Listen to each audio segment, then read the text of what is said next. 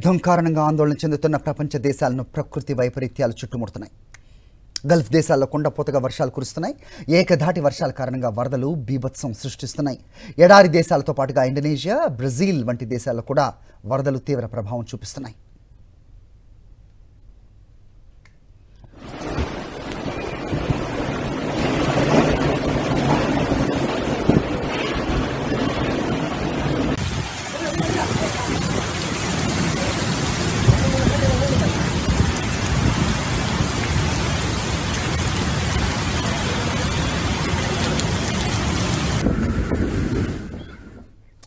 భారీ వర్షాల కారణంగా గల్ఫ్ దేశాల్లో జనజీవనం అస్తవ్యస్తమైంది. అనేక ప్రాంతాల్లో రోడ్లు, వాహనాలు నీట మునిగాయి.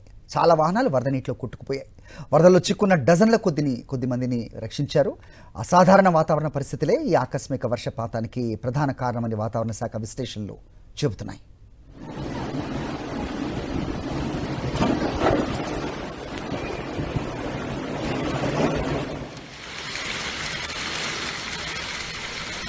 గల్ఫ్ ప్రాంతం అంతటా కుండపోతగా వర్షం, వరదల బీభత్సానికి సంబంధించిన దృశ్యాలు సోషల్ మీడియాలో వైరల్ అవుతున్నాయి.